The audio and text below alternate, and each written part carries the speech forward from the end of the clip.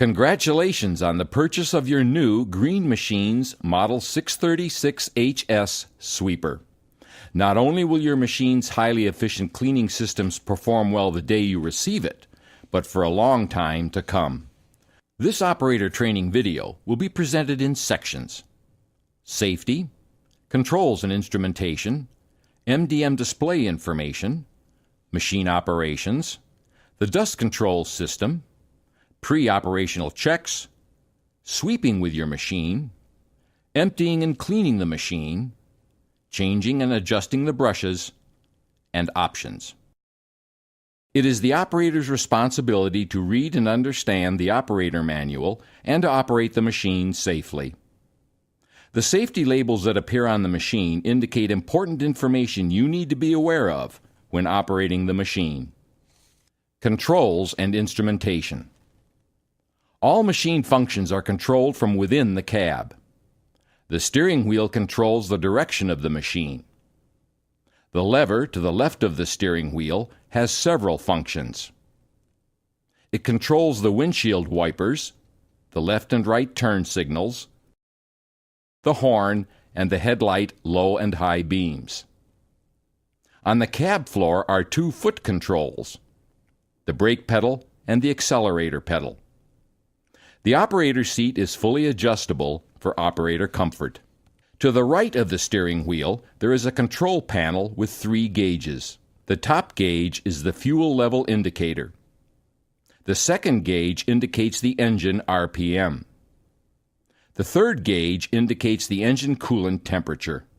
In very warm weather operation, it is not unusual to see the temperature on the indicator climb above 212 degrees Fahrenheit or 100 degrees centigrade. There are also a number of indicator lights on the control panel. When lit, the blue indicator light on the top right of the panel indicates when the front headlights are on high beam. When lit, the amber light on the bottom right of the panel indicates the diesel engine glow plug heater is activated. There are 4 indicator lights on the left-hand side of the panel. The top red light indicates when the parking brake is on. If the engine is running and forward drive is selected, in addition to this red indicator light, there will be an audible alarm and a visual warning displayed on the display screen in the upper right section of the operator's compartment. The green light indicates when either the left or right turn signals are activated. A lit amber light would indicate battery charging system malfunction, and the bottom red light would warn of a low engine oil pressure. To the right, in front of the operator, is a control panel which controls other machine functions. These switches control the machine operating mode, the hopper position, the suction power, the speed of the brushes, the work lights, the windshield defroster, the side and headlights, the rear fog light, the cab 2-speed heater fan, the air conditioning, the hazard warning flashers, the rotating beacon, and the audible warning.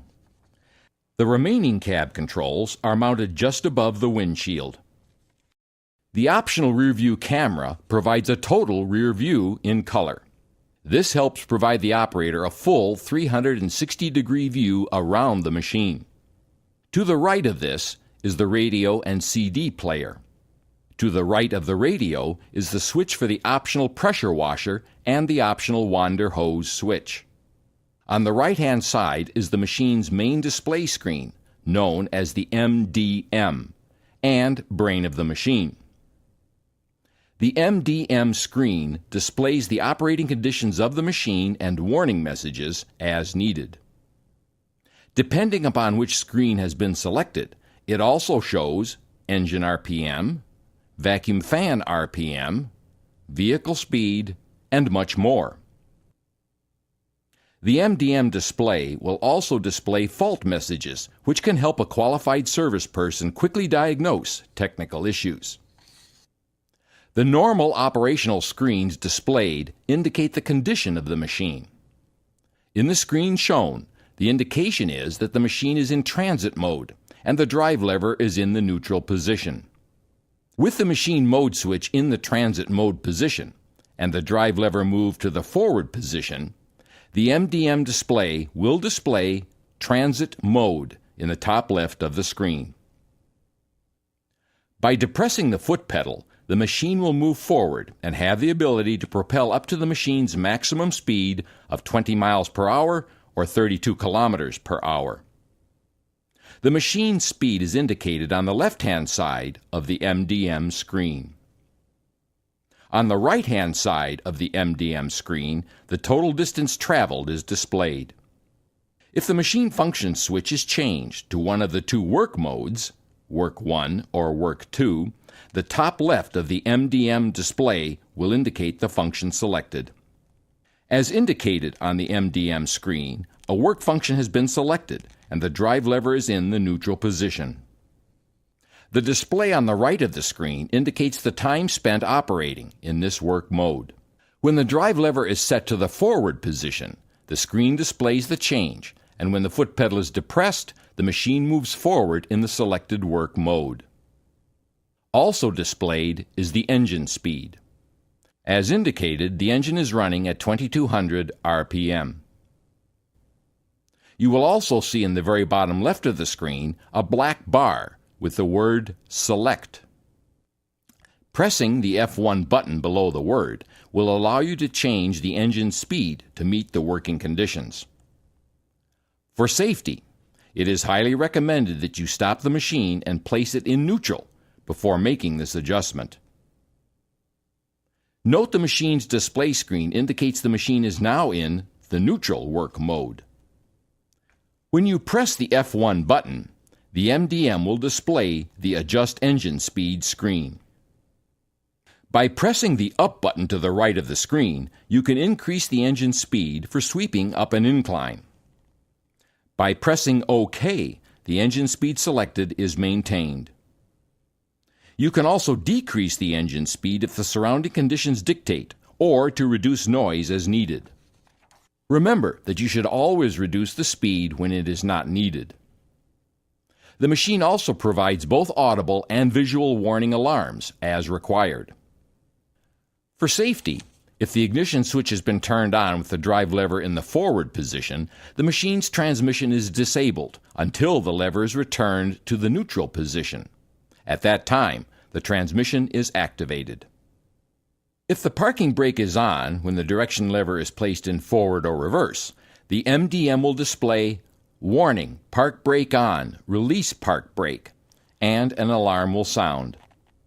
If the hopper is raised when the directional lever is moved from the neutral position, the message Hopper Raised is displayed. As a safety feature, when the hopper is raised, the machine speed is limited. The MDM screen display will inform you of the machine's condition, warnings, and alarms states. Therefore, it is very important that you are aware of and understand what is being displayed. The standard basic screens will indicate when the machine is in the work or transit mode, and if the directional lever is in neutral, forward, or reverse position.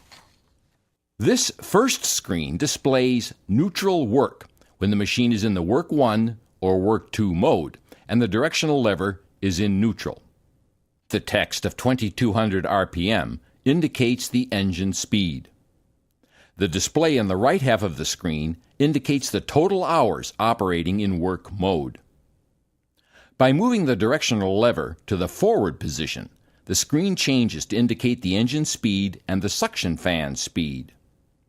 This information is always displayed when you are in a forward drive work mode. If the machine was in transit mode when you initiated a work mode and start propelling, the message Warning, Track Wheels In for Full Fan and Brushes On will be displayed. The wheels will automatically track in and the sweeping systems will turn on once the tracking in process is completed. If the mode switch is placed in the transit mode, this screen will display Neutral Transit. When the drive lever is moved from the neutral position to either forward or reverse, transit mode is displayed. The information on the left of the screen is the machine speed, and on the right is the total time the machine has been in the transit mode. As you propel the machine at a speed greater than 5 kilometers per hour, or about 3 miles per hour, the front wheels will track out. Until the process is completed, the message "Caution, Speed Restriction, Wheel Track Operating" is displayed. Once the wheel tracking process is completed, this message will disappear and the speed restriction will end. These 4 screens indicate the normal operating modes of the machine. As a safety feature, if the drive lever is left in the forward drive position when the engine is being started, the transmission will be automatically disabled. The MDM will display the message, "Warning, transmission disabled, return to neutral." Bringing the drive lever back to the neutral position will cancel the alarm and reset the system. There are 3 other safety screens to be aware of. One indicates when the wander hose has been activated. One indicates when the fan inspection door is open with the switch activated, and the other indicates when the hopper is raised and propel speed is restricted. By monitoring the MDM display, you will always be aware of the machine operating conditions and displayed cautions or warnings. Under normal sweeping conditions, the suction fan speed should be around 2,000 to 2,300 RPM and can be adjusted with the knob on the control panel to the right of the windshield. When the fan speed is adjusted above 2,400 RPM, the fan boost screen is activated, and you will see the gray bar on the right of the screen counting down from 5 minutes.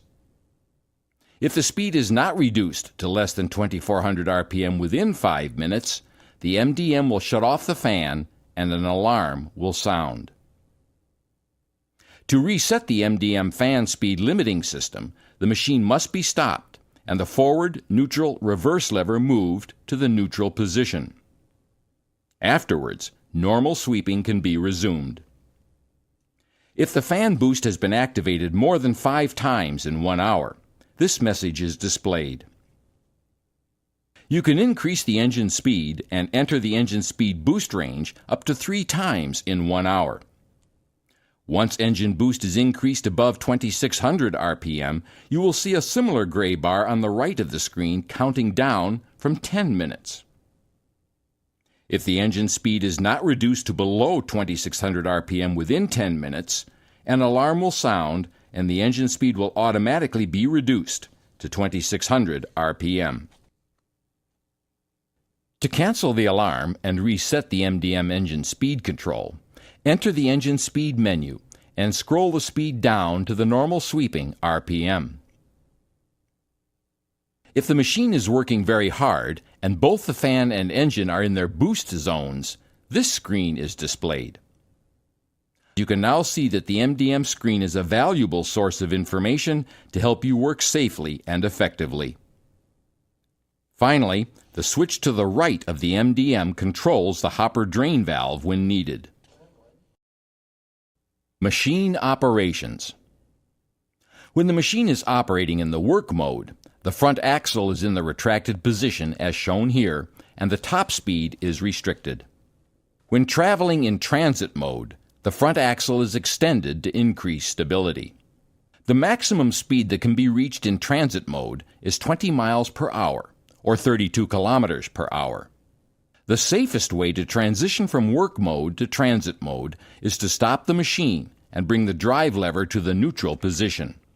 The brushes will move in, and then both brushes and the nozzle will rise. Now, select the transit mode using the transit work switch located at the top left of the switch column. Next, select forward on the drive lever, and using the accelerator, drive forward. It is recommended to maintain a straight line of travel during the tracking process. You should also remember that for the tracking process to take place, the machine must be traveling at least 5 kilometers per hour, or about 3 miles per hour. Once the tracking process has been completed, the warning message on the display screen will disappear, and the transit mode screen is displayed. The dust control system. The dust control system is an essential part of the sweeping process, so it is important that you understand when it should be used and how the system works. When the dust control system is fully operating, jets spray water in front of each brush. A cloud maker supplies a mist to the vacuum nozzle area, and a water jet located inside the suction tube, sprays water into the vacuum path to reduce dust entering the hopper. The operator can vary the amount of water supplied to the jets for the brushes, but has no control over the water volume to the cloud maker or to the jet located in the suction tube. The water system switch has 3 positions, with the middle 0 position being the off position. Note, the dust control systems will only operate when you are in work mode 1. The drive lever is in the forward position, the water switch is either in position 1 or 2, the front axle is fully tracked in, there is water in the tank, and the flow control valve is opened. With the switch in the 1 position, the water pump is activated and water is supplied to the cloud maker, the spray jets above each brush, and the jet in the suction tube. The amount of water going to the brush jets is regulated by the operator using the valve located in the cab on the left-hand side of the seat. If the valve is turned completely off, the flow to the brush spray jets will be off, but the flow to the cloud maker will continue. It is important to use sufficient water to control dust in a sweeping application, but also important to conserve water and to prevent turning the debris into mud. Turning the water system switch to position 2 will run the water pump and only supply water to the suction tube jet and the brush jets. Note, the cloud maker still rotates to allow self-cleaning and prevent dirt buildup on the device when it is not being used.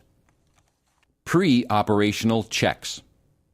Before cleaning with your machine, there are a few pre-operational checks that need to be done to confirm your machine is ready to be used. To be able to carry out the operator checks correctly, it is first necessary to raise the hopper. Confirm that the parking brake is set and the drive lever is in the neutral position. Turn the ignition switch to the preheat glow plugs position and hold it in that position for 5 seconds. Next, turn the ignition switch further to start the engine and release it when it starts. Now ensure the machine is in the work mode condition by placing the transit work mode switch in the middle position. Press the top of the hopper raise switch and hold the switch in this position until the hopper has fully raised. Next, release the switch and turn off the engine. Note, whenever working around a raised hopper, always confirm that the hopper safety stay is properly engaged. With the hopper now raised and the safety stay solidly in place, check the engine cooling system overflow tank level. The cooling system liquid level can be seen through the plastic tank and should always be at the maximum level, but not overfilled. Note, you should also remember that the engine water cooling system is a pressurized system. If you need to fill the tank, open the filler cap very carefully to ensure that all the pressure is released before finally removing the filler cap. Next, check the windshield washer fluid level. Inspect the engine air filter clog indicator. This indicator has a clear band that can be seen just above the green band. This indicates that the device has not been triggered. If the indicator has been triggered, the clear band will disappear and a red band will be seen. If a red band is seen, the engine should not be run until the air filter has been serviced by a qualified technician. Check the engine oil level only after the engine has been shut down for a few minutes to allow all oil to drain back into the oil pan.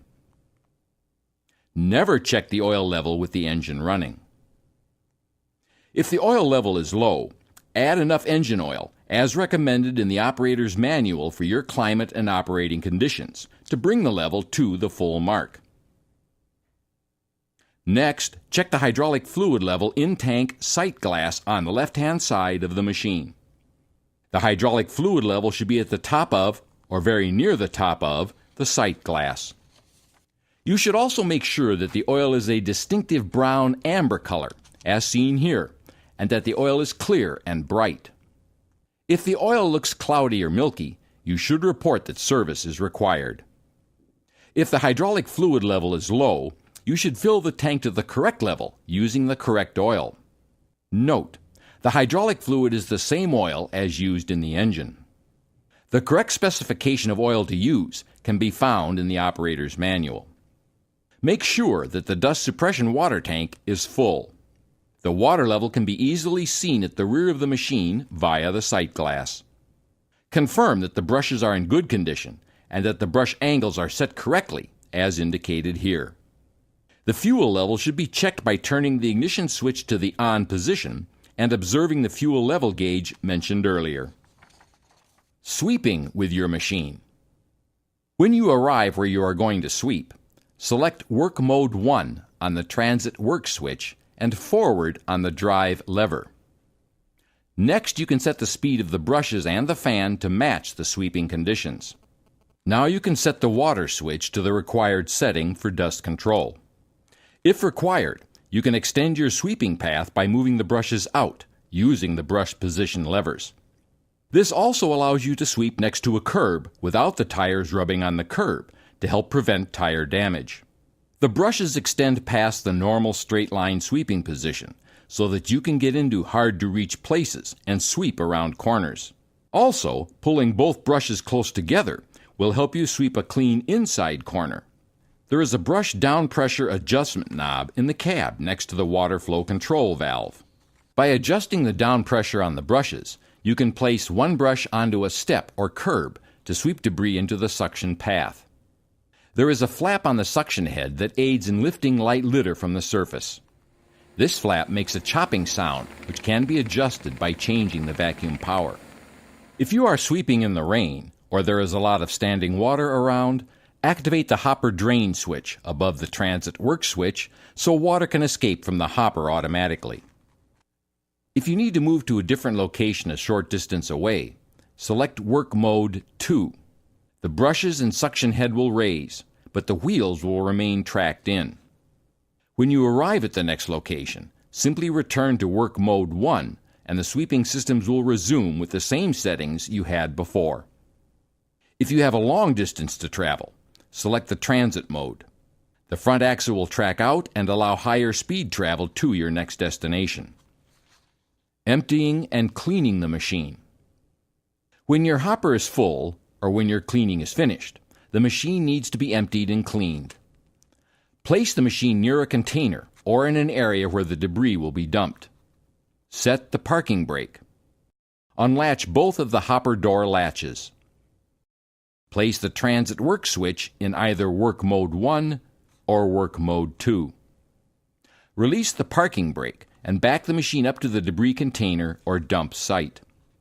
The hopper raise-lower switch is next to the transit work mode switch. Press the top of the switch to raise the hopper. Note, the hopper will not rise until the vacuum fan has stopped. If the hopper does not rise when the switch is pressed, wait until the fan stops turning. Once the hopper is empty, press the bottom of the switch to lower the hopper.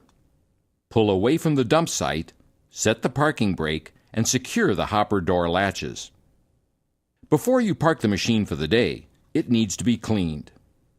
To complete the recommended cleaning procedure, it is important that the machine be in Work Mode 1 or 2 with the front axle tracked in.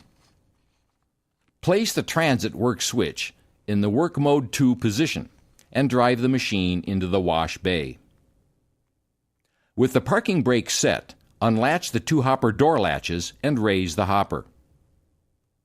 When the hopper is fully raised, switch to Work Mode 1 and then place the drive lever in the forward position to lower the suction head and brushes. Leaving the drive lever in the forward drive position, switch the engine off. Next, move the drive lever to the neutral position. For safety, before working around a raised hopper, set the parking brake, turn off the machine, and deploy the safety stay under the hopper. With the suction nozzle and brushes lowered, you will be able to wash any dirt off the surrounding areas. Moving to the area under the hopper, wash out the suction tube on the left side of the machine. Next, remove the pre-screen from the front of the radiator and clean it. Move to the rear of the machine and wash out the hopper. Next, stow the safety stay, pull out the hopper screen keeper pins, restart the engine, lower the hopper about halfway, and turn off the engine. With the hopper in this position, you can wash the cyclonic filters thoroughly. Remove the water tank safety chain, lift the lever, and pull the latch on the rear water tank. Swinging the tank open provides access to the radiator and other components. Wash through the radiator, taking care to keep the pressure jet level at about 18 inches, or 1/2 meter, from the core to avoid damaging the cooling fins. Make sure you get into the corners, as a lot of cooling is done around the edges of the radiator. Close the rear water tank and refasten the safety chain. Moving to the right-hand side of the machine, open the fan inspection door with the key and wash out the fan. Use the supplied scraper to remove any buildup of dirt. It is very important that the suction fan is kept clean with no dirt allowed to build up, as this can cause the fan to vibrate. Now raise the hopper again, redeploy the safety stay, and install the radiator pre-screen. Raise the hopper screen and install the keeper pins. Finally, stow the safety stay and lower the hopper. Note, if needed, you can also remove the side covers during the machine cleaning process to gain better access. Changing and adjusting the brushes. It is important to have the brushes set correctly and to ensure that there is enough life remaining to complete your cleaning task. To change a brush, loosen the Allen screws and then turn the brushes to allow the Allen screws to drop through the holes.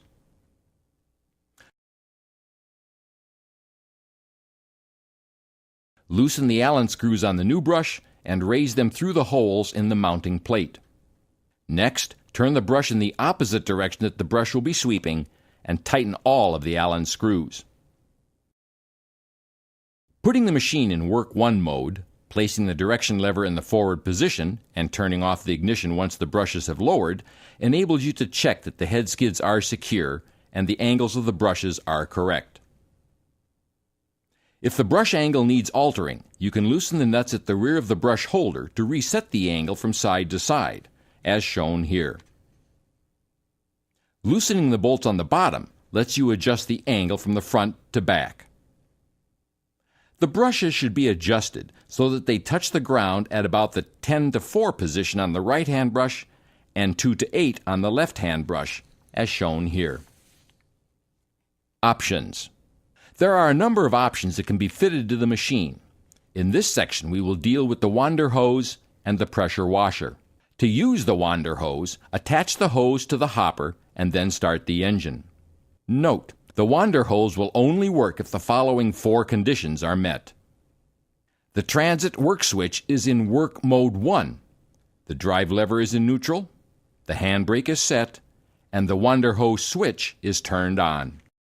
Once these conditions are met, the fan will start to run and the vacuum head will lower to block the main suction tube and provide more suction to the wander hose. When finished, turn off the wander switch and move the drive lever into the forward position and back to the neutral position to raise the head. The pressure washer is useful for cleaning soiled areas, like park benches or the machine itself. To use the pressure washer, unwind the pressure washer hose fully. Note, the pressure washer will only work if these 4 conditions are met. The transit work mode switch is in work mode 1 position. The drive lever is in the neutral position. The handbrake is set, and the pressure washer switch is turned on. Once these conditions are met, you can clean the area and turn off the pressure washer switch when finished. Now pull the wand trigger to release any pressure in the hose and stow the wand. Performing the daily operational checks, making needed adjustments, and following the proper operating procedures outlined in the operator's manual will ensure that your Green Machines Model 636HS sweeper will perform in top condition throughout its useful lifetime. You will find it cleans better, has fewer maintenance issues, and effectively enhances the environment for a long time to come.